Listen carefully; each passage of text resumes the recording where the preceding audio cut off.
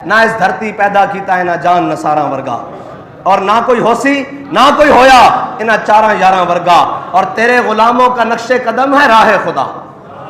اعلیٰ حضرت فرماتے ہیں حضور کے غلاموں کا نقش قدم جہاں ان کے پاؤں لگے نا، نقش قدم سے مراد یہ ہے صاحب ذرا وہ حضور کے دین کے لیے چلے، اب جہاں ان کے گھوڑوں کے پاؤں لگے ہیں جی، جہاں جہاں وہ نشان راہ چھوڑ کر گئے، تیرے غلاموں کا نقش قدم ہے راہ خدا، وہ کیا بہک سکے جو یہ سراغ لے کے چلے۔ اس لیے تو ہم بتاتے ہیں کہ قرآن کی حفاظت کے لیے حضرت خالد بن ولید کی طرح باہر نکلو، حضرت مثنیٰ کی طرح باہر نکلو، حضرت شرحبیل کی طرح باہر نکلو۔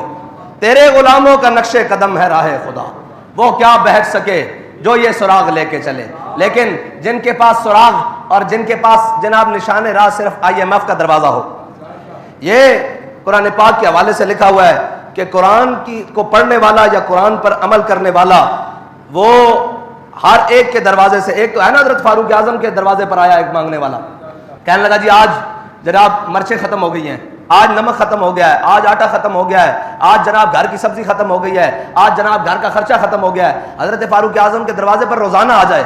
حضرت فاروق اعظم نے فرمایا جا قرآن پڑھا کر، کیا تو روزانہ مانگنے، یہ تو اچھی عادت نہیں ہے نا روزانہ مانگنے والی ہے جی۔ تو حضرت فاروق اعظم نے فرمایا کیا تو روزانہ مانگنے کے لیے آ جاتا ہے، جا کر قرآن پڑھا کر۔ وہ شخص چلا گیا، پھر بڑی مدت ہوئی، حضرت فاروق اعظم کو ایک دن سر راہ ملا۔ جب سر راہ ملا تو حضرت فاروق اعظم نے کہا یار تو ناراض ہو گیا ہے، تو آیا ہی نہیں کبھی مانگنے کے لیے، تو آیا ہی کبھی نہیں مانگنے کے لیے۔ اس نے کہا آپ نے مجھے کہا تھا جا کر قرآن پڑھو، قرآن نے مجھے عمر کے دروازے سے بے نیاز کر دیا ہے۔ قرآن وہ ہے جو عمر کے دروازے سے بھی بندے کو بے نیاز کر دیتا ہے ہیں جی۔ فارق حق و باطل امام الہدا، قرآن تو وہ ہے۔ اور حضرت سید خدری فرماتے ہیں کہ قال رسول اللہ صلی اللہ تعالی علیہ وسلم یقول الرب من شغلہ القرآن و ذکری، فرمایا کہ حضور سید عالم صلی اللہ تعالی علیہ وسلم نے فرمایا کہ رب العالمین نے فرمایا کہ جس شخص کو قرآن اور میرا ذکر اتنا مشغول کر دے کہ وہ مجھ سے مانگ بھی نہ سکے ہیں جی۔ اس کا معنی یہ ہے کہ ہم نے امیر المجاہدین کو کبھی اپنی صحت کے لیے دعا کرتے ہوئے نہیں دیکھا، دین کے لیے اتنے مشغول ہو گئے، اللہ کے قرآن کو پڑھتے ہوئے اتنے مشغول ہو گئے، ختم نبوت اور ناموس رسالت کے لیے اتنی جدوجہد کی۔ میں نے تو اپنے ہوش میں امیر المجاہدین کو اپنی صحت کے لیے یا اپنے لیے دعا مانگتے ہوئے نہیں دیکھا۔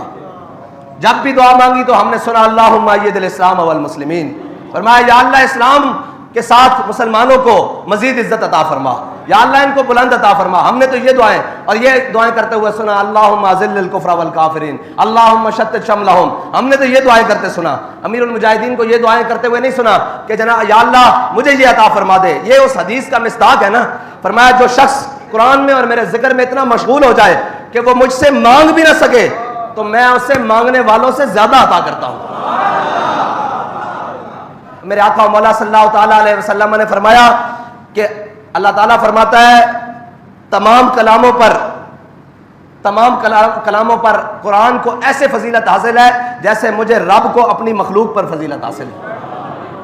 مجھے رب کو اپنی مخلوق پر فضیلت ہے۔ کیا مخلوق اور کیا خالق کا، کیا خالق اور مخلوق کا کیا جناب نسبت ہو سکتی ہے، کیا برابری ہو سکتی ہے۔ فرمایا قرآن کو تمام کلاموں پر ایسے فضیلت حاصل ہے جیسے مجھ اللہ کو، مجھ رب کو تمام مخلوق پر فضیلت حاصل ہے۔ یہ ہے قرآن۔ اور فرمایا میرا ذکر اور میرا قرآن پڑھنے والا، اس سے مراد یہی ہے نا میرا قرآن پر عمل کرنے والا، میرے قرآن کے دستور کو چلانے والا اور میرے قرآن کے مطابق زندگی گزارنے والا ہیں جی، وہ اگر مجھ سے نہ بھی مانگے تو میں اسے اتنا دیتا ہوں کہ وہ راضی ہو جاتا ہے ہیں جی۔ اور جو غیروں کے در پر قرآن کو چھوڑ کر جائے، اس کے اصول کو چھوڑ کر جائے، اس کے جناب قوانین کو چھوڑ کر جو غیروں کے در پر جائے وہ رج سکتا ہے۔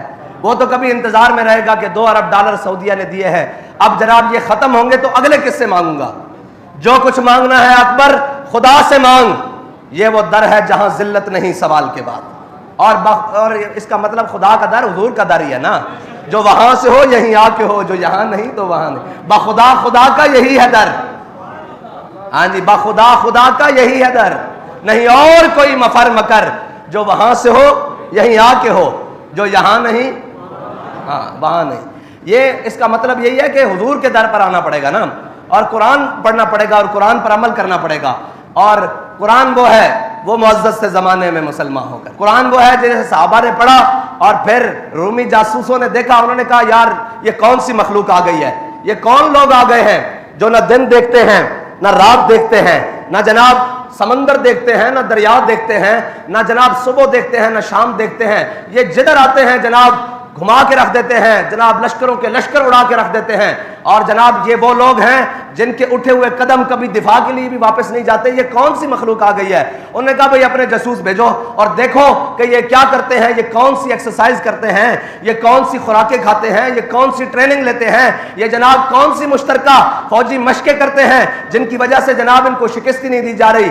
تو رومی جاسوس آیا اور وہ کچھ دن صحابہ کے لشکر میں بیس بدل کے رہا, اور بیس بدل کر جب رہا تو واپس گیا نا, تو جا کر اپنے جناب جرنیلوں سے کہنے لگا, اپنے بادشاہوں سے کہنے لگا, اپنے قیصر روم سے کہنے لگا, اور جناب اپنے ہرکل سے اور سب سے کہنے لگا. اس نے کہا عمر حبان باللیل و فرسان بالنہار. انہوں نے کہا رات کو جب وہ آپ اللہ کے حضور کھڑے ہوتے ہیں نا اور قرآن کی تلاوت کرتے ہیں, سجود اور جناب رکوع کرتے ہیں, وہ کیا کہتے ہیں, نہ قیام نہ قعود نہ رکوع نہ سجود, بردر یار گزارے نماز عجب.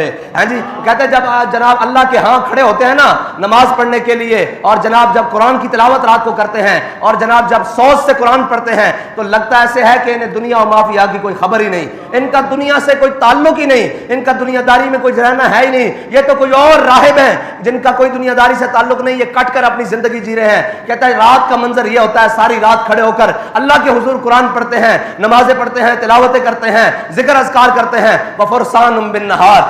اس نے کہا جب صبح گھوڑوں کی پشت پر بیٹھتے ہیں نا تو ان کو دیکھ کر ایسے لگتا ہے کہ ان کی پشتوں پر درخت اگائے ہیں, ان کی پشتوں پر ایسے دلیری سے سینے چوڑے کر کے بیٹھتے ہیں, اور ایسے دلیری سے سامنے والے کو یہ محسوس ہوتا ہے کہ ان سے بڑا کوئی شاہ سواری موجود نہیں.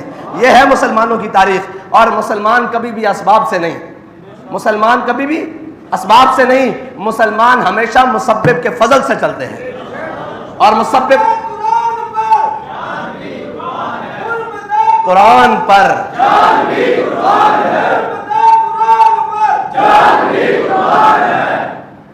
یہ جن کے قریب بھی کبھی قرآن نہ بھٹکاؤ, اور جنہوں نے قرآن, میں نے پہلے بھی کہا تھا, جنہوں نے قرآن صرف سورہ یاسین اس لیے رکھے ہو کہ جناب بابا جی کی یا مائی صاحبہ کی روح جلدی نکل جائے گی, اور سورہ رحمان اس لیے رکھی ہو کہ صبح کاروبار میں برکت ہوگی. قرآن اس لیے تو ضرور ہے, برکتیں حاصل کرنے کے لیے تو ضرور ہے, لیکن قرآن الف لام میم سے لے کر والناس تک ہے.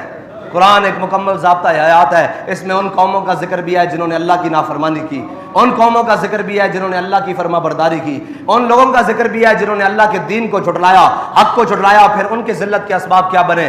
قرآن میں ہر وہ چیز موجود ہے جو قیامت تک کے لیے ہے. اور حضور صلی اللہ علیہ وسلم نے فرمایا من قال به صدقہ, فرمایا جس نے اس میں سے کچھ کہا اس نے سچ کہا. ومن عمل به اجرا, اور جس نے اس پر عمل کیا وہ جزا دیا گیا. ہاں جی. اور ومن دعا الیہ ہدی الی صراط مستقیم, اور میرے آقا مولا صلی اللہ علیہ وسلم نے فرمایا جس نے اس میں سے, یعنی اس کو پڑھ کر, اس کو جان کر, جس نے اس کی طرف بھلائی کی دعوت دی, اس نے ہمیشہ سچے رستے کی طرف دعوت دی. اللہ تعالیٰ مجھے اور آپ کو, ہماری نسلوں کو قرآن کا عامل بنائے, قرآن کا محافظ بنائے, قرآن کا حافظ بنائے.